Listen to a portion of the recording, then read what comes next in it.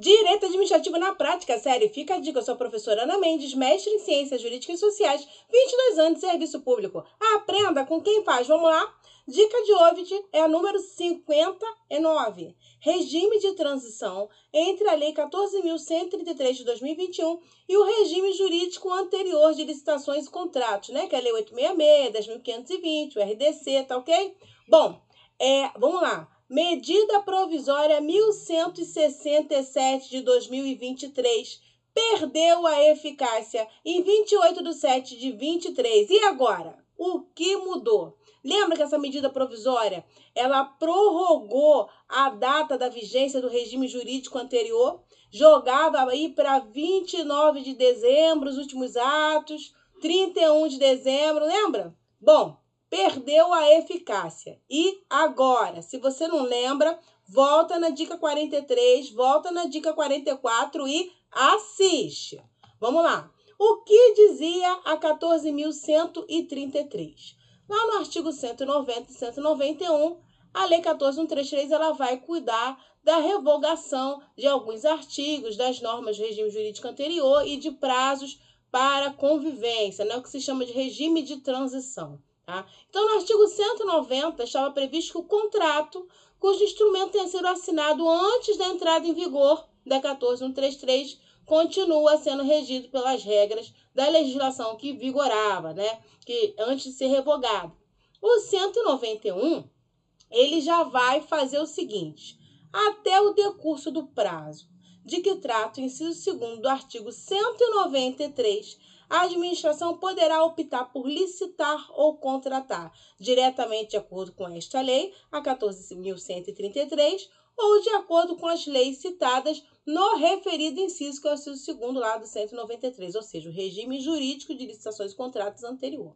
E essa opção tem que constar expressamente no edital, no aviso ou no instrumento de contratação direta, vedada a aplicação combinada dos dois regimes jurídicos. E aí nós tínhamos ali um parágrafo único.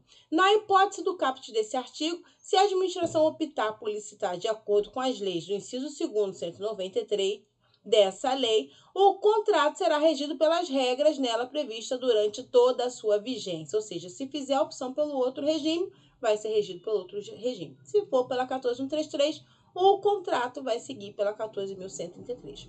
Então, houve aí uma divergência sobre qual seria o ato administrativo que marcaria essa escolha e até qual data que esse ato poderia ser realizado. Se você quiser se aprofundar, volta na dica 43 e na dica 44, que lá tem todo o histórico, tá? Eu fiz a dica exatamente quando a medida provisória saiu e fiz todo um apanhado até chegar nesse ponto que nós estamos hoje da perda de vigência. Bom, vamos lá. O artigo 193 traz a data da revogação do regime jurídico anterior. Vamos ver aqui. E o artigo 193, além dessa data, ele vai trazer um período de convivência, como nós vamos ver, onde, para adaptação, vai ficar em vigor os dois regimes jurídicos, né? O anterior, que já estava com data marcada para revogação, e a 14.133, que entrou em vigor já na data da publicação, né? Há mais de 2 anos já, né? 2021. Vamos lá. 193. Aqui são os incisos. O primeiro inciso revoga, tá? Os artigos da Lei 866 que traziam os crimes e coloca isso dentro do Código Penal. E o inciso 2º, ele traz esse prazo que a gente viu ali no desenho. 2 anos da publicação oficial dessa lei.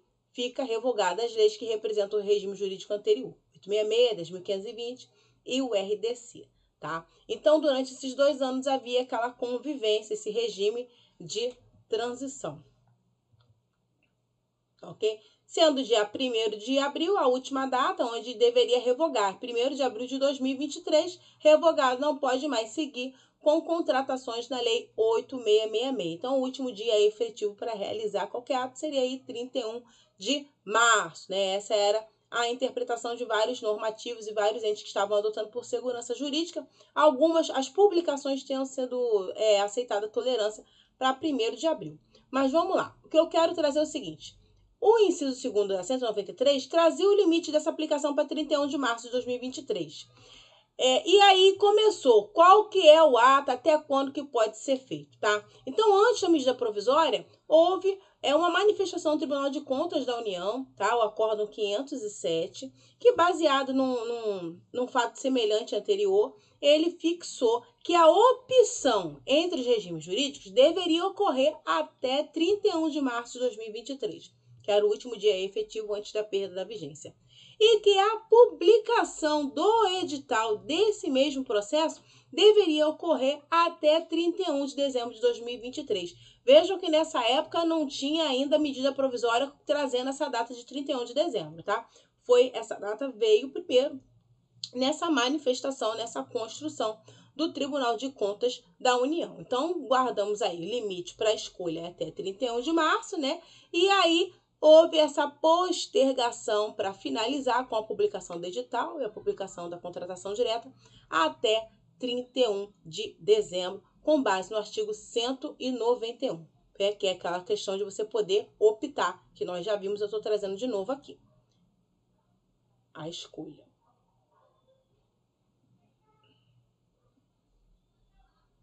Bom, então 31 de dezembro de 2023 passou a ser a nova data limite, né, aonde de fato não seria mais possível aplicar o regime jurídico anterior. Já postergou de 31 de março para 31 de dezembro.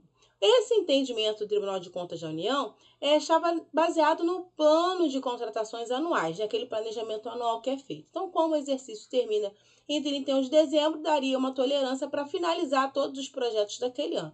O que passasse do ano e não finalizasse, já teria perdido o planejamento do órgão, não tem por que sustentar. É basicamente isso. Vale a pena dar uma lida nesse acórdão 507, porque ele continua em vigor, ele continua como uma referência de jurisprudência administrativa para esse caso e para outros casos futuros, tá? De mudança aí de regime de transição entre legislações.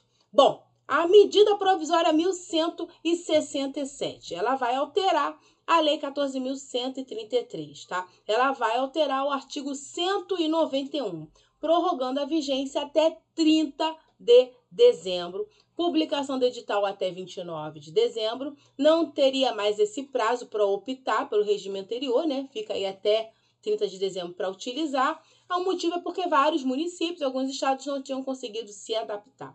E aí o artigo 191, vocês repararam lá no começo, se esqueceu, volta, ele tinha um parágrafo único. E a medida provisória retira esse parágrafo único, transforma em inciso parágrafos, tá? Para incluir essa data limite da publicação do edital ou do ato autorizativo da contratação direta de 29 de dezembro de 2023, para poder fazer essa opção, né, que estava escrito. Ele muda um pouquinho a letra, mas não mais, é só isso.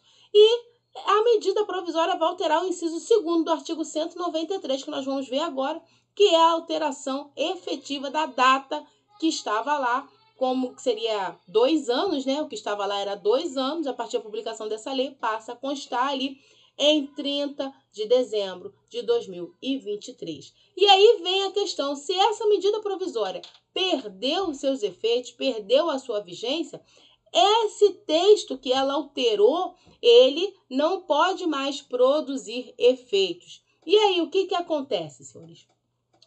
A medida provisória, como eu tinha dito lá na dica, ela não necessariamente, ela não era uma solução definitiva, porque ela precisava passar por procedimento legislativo para ser convertida em lei, né? E havia essa previsão, né, de 60 dias prorrogáveis por igual período por mais 60. Não houve análise, né, pelo Congresso Nacional da medida provisória, o governo percebeu que não haveria tempo e a medida provisória, no dia 28 de setembro de 2023, agora perdeu a sua eficácia. E aí eu pergunto, o que é que muda na prática agora? O que vai mudar é que não existe aquela data para escolha, para publicação do ato, que a medida provisória criou, que era 29 de dezembro de 2023. Vejam que esse inciso, com essa data, esse marco temporal, ele não existia na redação original da 14.133, né? Lá estava previsto 2 anos. né, decorridos 2 anos da publicação da lei. Então, com a perda da eficácia da medida provisória, ela perde a vigência e a redação original da 14.133 volta a produzir efeitos, né? E aí fica aquela questão, como é que vai ficar se a redação original previa 1º de abril de 2023, né? Traduzindo aquela orientação que estava lá de regime de transição. Nós já estamos depois, já tem vários procedimentos que continuaram seguindo o regime anterior. Como é que fica? Quais são os efeitos? Bom, trago para vocês o seguinte, algumas pessoas não perceberam, porque, né, de repente publicou no Diário Oficial da União, estão ali no município, no estado, atribulados, tentando fazer a máquina funcionar, mas nós tivemos em 28 de junho, né, há pouco mais de um mês, a publicação da Lei Complementar 198 de 2023.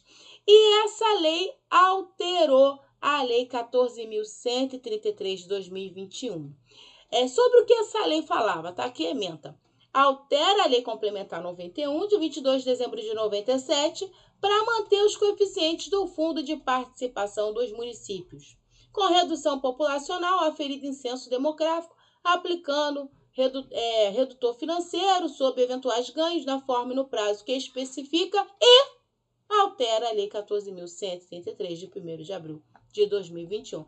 Mas uma legislação tratando de conteúdo de repartição constitucional alterou a 14.133? Pois é, foi o jeito, né, que o governo conseguiu para alterar definitivamente o texto da 14.133. Não é a melhor técnica legislativa, né? Deveria ter sido uma legislação específica para tratar disso. Várias pessoas sequer perceberam, porque é outro assunto. Quando você vê o assunto não trata de licitação diretamente, você acaba passando. Mas o artigo 3º dessa lei complementar alterou novamente, né, a redação do artigo 193 da 14.133, ainda durante a vigência da medida provisória 1163, a redação original.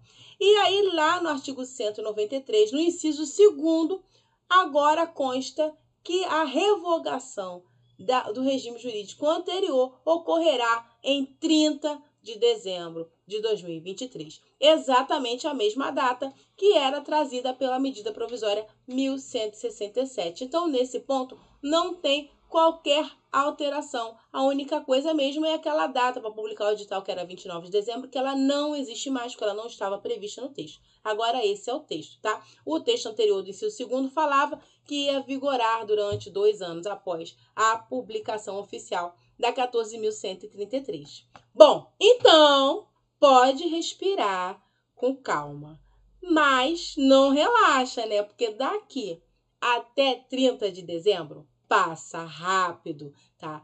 E aí, não vai ter jeito, os seus procedimentos que não terminarem, como é que vai ficar? Bom, os procedimentos vão seguir o acórdão 507 do Tribunal de Contas da União, tá? Continua valendo. Pode dar uma lida lá para ver o que pode ser feito. Mas em algum momento, os estados, os municípios, né? A União já está em transição, eles vão ter que encarar isso e fazer essa mudança de regime. Daqui até dezembro, se isso não acontecer, podem ter certeza que vai ressurgir esse pleito, né? Dentro do Congresso Nacional, dos municípios. E cada vez que se altera essa data de revogação do regime jurídico anterior, entendo que é uma fraqueza até para a nossa própria democracia, né? Já houve a manifestação do Poder Legislativo, com a representante do povo, criando a 14.133, com várias alterações necessárias, requisitadas há muito tempo, consolidando práticas administrativas dentro da legislação, né? Formalizando entendimentos. E essas mudanças sucessivas da data da revogação do regime anterior, com certeza elas prejudicam e causam insegurança jurídica sobre o qual regime regulamenta o quê. Os procedimentos que foram realizados durante a vigência da medida provisória vão seguir regidos por ela, tá? A não ser que o Congresso Nacional edite um decreto legislativo fazendo essa regulamentação. Se não acontecer, permanece regido pelo que está previsto ali na medida provisória, tá ok? Então, essa foi a nossa dica 59, quentíssima aqui em cima da revogação da medida provisória. Eu sou a professora Ana Mendes e estou aqui para explicar aos senhores aquilo que os livros de direito não esclarecem. Fica a dica, não deixe de se inscrever no nosso canal, seguir a nossa rede social, Instagram, tá aí, @prof.anamendesoficial, e até a próxima.